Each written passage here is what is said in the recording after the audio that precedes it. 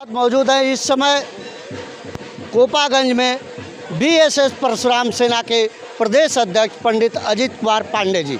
आज यहाँ पे परशुराम जन्मोत्सव का कार्यक्रम था।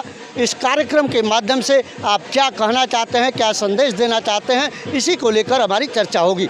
सबसे पहले तो यस भारत न्यूज़ चैनल में आपका बहुत बहुत स्वागत। बहुत बहुत धन्यवाद, बहुत बहुत आभार। और आपके चैनल के माध्यम से पूरे देशवासियों और प्रदेशवासियों को परशुराम जन्मोत्सव की ढेर सारी शुभकामनाएं बधाई।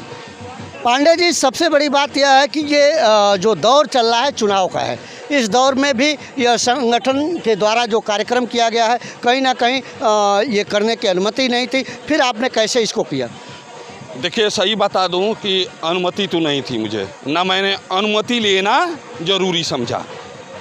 पूजा करने के लिए और अपने आराध्य देव का जन्म उत्सव मनाने के लिए हमको अनुमति किसी सरकार की लेने की ज़रूरत नहीं है, और मैंने नहीं लिया। चूँकि बैठे हुए थे तभी मेरे यहाँ LIU से फ़ोन आया। मैं कहा कि मैं कार्यक्रम को करूँगा, उसको कोई रोक नहीं सकता है, क्योंकि ये पूजा पद्धति है, उसको मैं कर रहा हूँ। इससे पहले अम्बेडकर जी की जयंती थी, उसको मनाया गया, तो उसको कोई रोकने वाला नहीं है। और ब्राह्मण अगर कोई काम करेगा तो रुकेगा, तो ये मेरे होते नहीं हो सकता। उस कार्यक्रम को मैंने किया और ये कार्यक्रम भी सफल रहा है, बहुत बढ़िया रहा कार्यक्रम।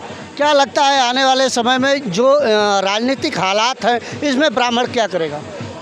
जो राजनीतिक हालात हैं इसमें आने वाले समय में ब्राह्मण सोच समझ कर वोट करेगा, और जो देश हित में, जो हमारे धर्म हित में, जो हमारी संस्कृति की रक्षा करता है, जो रामायण की रक्षा करता है, उसके साथ ब्राह्मण रहेगा।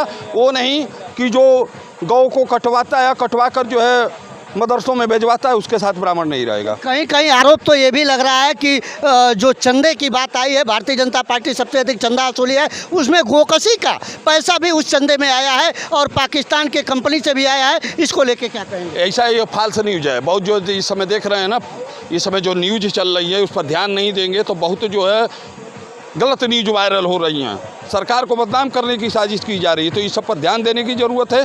अगर आपको कोई दिक्कत है तो RTI मांगिए और सरकार उसका जवाब देगी। बार बार जो है विपक्ष का ये आरोप है कि इस तरीके से चंदा वसूला गया है जिसमें गोकशी का भी चंदा है, इसलिए जो है हमने प्रश्न आपसे रखा। विपक्ष आज तक अगर कोई काम किया होता तो विपक्ष आज सरकार में रहता। विपक्ष अपने कर्मों के कारण आज विपक्ष में बैठा हुआ है। अगर वो सही काम किया हुआ था, ब्राह्मण हित में काम किया होता, अन्य लोगों के हित में काम किया होता, तो आज विपक्ष में नहीं बैठा होता। उसका इंसान का कर्म ही उसको पीछे ले जाता है। कहीं ना कहीं ब्राह्मण जो है संगठित नहीं हो पा रहा है, और 18% उत्तर प्रदेश में लगभग होने के बाद भी ब्राह्मण जो है कहीं ना कहीं उपेक्षित हो रहा है। ब्राह्मण हमेशा संगठित है और हमेशा संगठित रहेगा। ब्राह्मण कहीं उपेक्षित नहीं है, ब्राह्मण हमेशा संगठित है।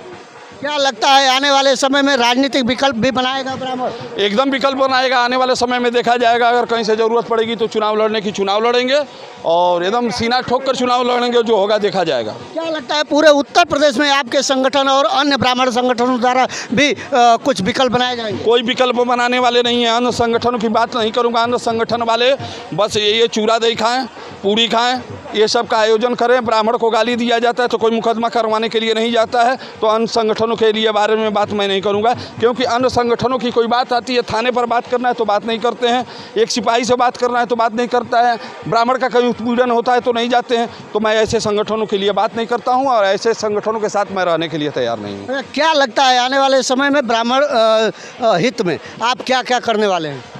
ब्राह्मण हित में जो भी काम होगा, जो गांव में ब्राह्मण गरीब परिवार हैं उनकी मदद किया जाएगा। जो ब्राह्मण को सताया जा रहा है, परेशान किया जा रहा है, जो ब्राह्मण गरीब कन्याएं उनकी शादी नहीं हो रही है, वो शादी की व्यवस्था की जाएगी। क्या लगता है जो जातिवाद का फंडा चल रहा है, जिसमें ब्राह्मणों को हाशिए पे रख के राजनीतिक पार्टियां अपनी रोटी सेक रही हैं, उसको कम करने के लिए अन्य जातियों के साथ आप कैसे सामंजस्य बैठाएंगे? देखिए, अन्य जात से तो वैसा ही सामंजस्य है, लेकिन आज अन्य जात मानने को तैयार होगी तब हम मानेंगे, नहीं तो हम गिर के नहीं मानेंगे। अभी देवरिया का कांड हुआ था, एक जात विशेष वर्ग द्वारा ये घोषणा किया गया कि मैं ब्राह्मणों से पूजा नहीं कराऊंगा।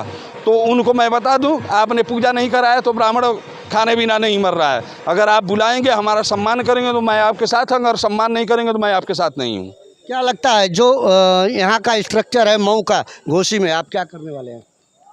जो होगा देखा जाएगा, समय के अनुसार फैसला लिया जाएगा। अब हर बात नहीं बताई जाती है, कुछ ऐसी चीज़ होती है कि पर्दे के आड़ में रहता है, समय पर उसको उजागर किया। बहुत बहुत धन्यवाद। ये थे पंडित अजीत कुमार पांडे जी, जिनसे खुल के चर्चाएं हुई और क्या आने वाले समय में भविष्य बनाएंगे, क्या निर्माण करेंगे, इसको लेके बात हुई। देखते रहिए यस भारत न्यूज। मैं संजय मिश्रा।